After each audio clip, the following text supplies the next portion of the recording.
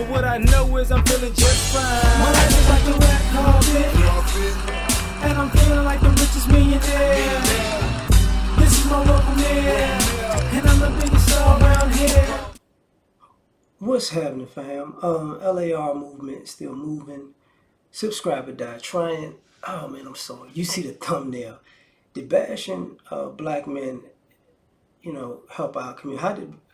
How has bashing black men helped our community? I'm sorry. Well, so I'm listening to Obsidian this morning while I'm taking my dog for a walk, and one of the ladies they was talking. She's like, "How has bashing black women, like, how does that help our community?" And I can't say it does. You get what I'm saying? If we're actually bashing, I get that. But then the thought came into my head that, well, I think the issue is this: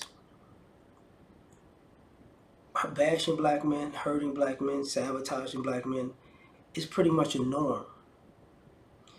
So how does that help? How has that helped our community? Because there comes a point where nobody asks the question, because what it looks like is hurting black men, sabotaging black men, bashing black men helped black women in our community. But it didn't help the community in its entirety. And at the end of the day, it's still black men's fault. And it's like, well, here's a problem. Here's a problem with that. And this is where it's going to get ugly. So what you're trying to tell me is this: speaking bad on black women is wrong, but being accustomed to speaking bad on black men and throwing our reputation under the bus is pretty much normal. And that helps the community. How does it help you? Does it help the ladies get more sympathy? Thus they can get more resources, but it keeps us under the bus. But somehow that helps the community in its entirety. Because it doesn't. It hasn't. Because I was listening to Angry Man with Destiny yesterday, and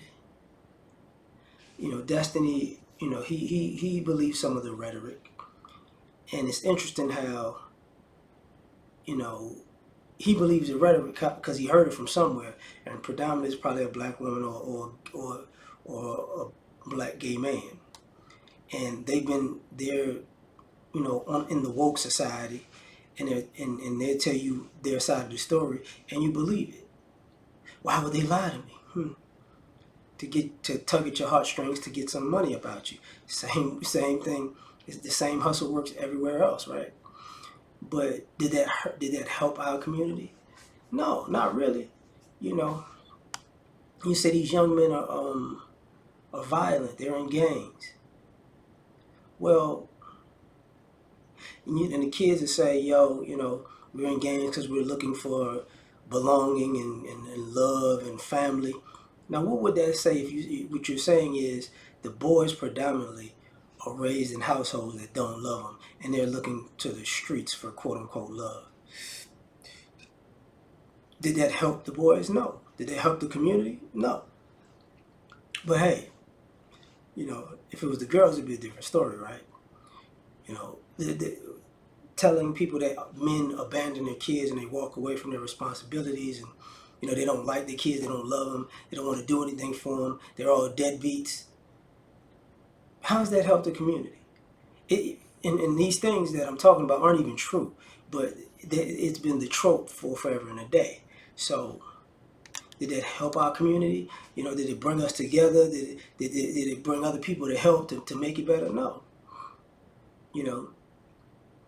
Because the tropes have been passed down not only outside of our culture but within our culture. I don't need a man, and I could do this by myself, and I can do bad all by myself, transformed into go to school, get an education, so you don't have to depend on a man, blah blah blah. Because you're basically undermining the young men in your age group before you even get a chance to deal with them, because they're not supposed to be anything. So you bash them and sabotage them and threw them under the bus before they even got a chance to get on their feet. But did that help the community? No. But do people care? No, because it's just a norm. Also, feminism, women's empowerment. It would be one thing.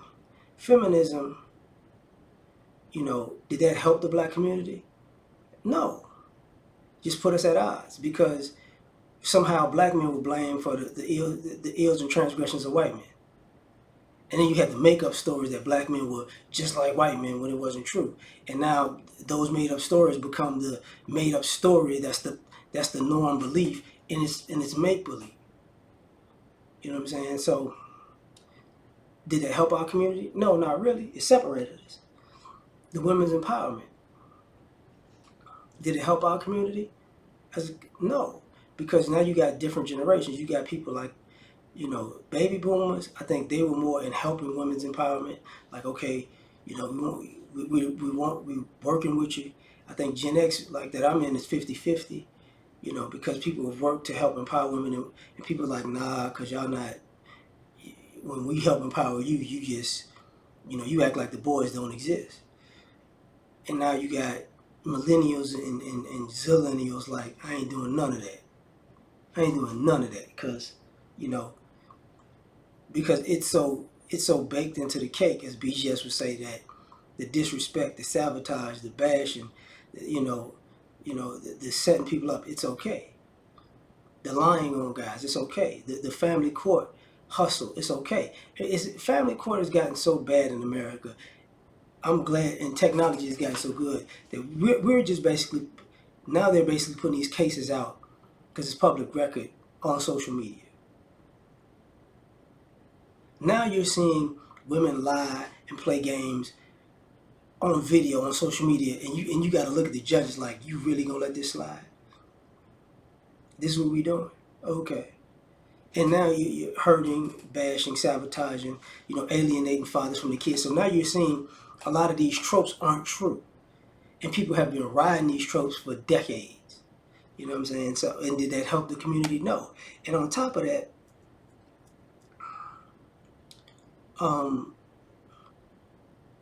when you're seeing these people ride these waves, and when you're successful, I did it all on my own. And when you fail, dad wasn't in the kid's life.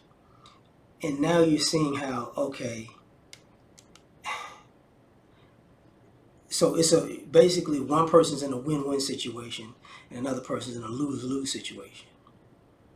And how does that help the community? It doesn't. But as long as you can, blame the black men, false charges, this, that, and the third, slaps on the wrist when ladies go too far. As long as you keep doing that, it's okay. It's going to be okay. And it's going to keep perpetuating that sabotaging black men is okay. And if you sabotage black men and they don't make it, that's fine. But if you can ascend from that sabotage or backstabbing, or use that as a stepping stone to move forward, or that we're all black people, it's all the community. Community will rise, a rising tide, it raises all boats. No, it don't. When that tide comes down, it can crush you under a wave and you be over with. But the reason I'm talking about this, because what winds up happening is people don't want to take into consideration that maybe, just maybe, I get you don't want to be bashed or hurt or sabotaged. But if it's your norm to do it to us, if you think there's not going to be a response, that lets people know how far the delusion has gone. Because that's supposed to be a norm, a part for the course. That's what we're supposed to do to you, and when the community is supposed to come together and rally around us, throwing you under the bus and saying it's your fault, and then patting us on the back, and you're supposed to, help empower me to do it some more. It doesn't make sense. But I'm done. Tell me what you think. Like, share, subscribe, or die trying. Catch y'all on the next one. Peace. You ever been at the top of the universe? I'm gonna tell you that.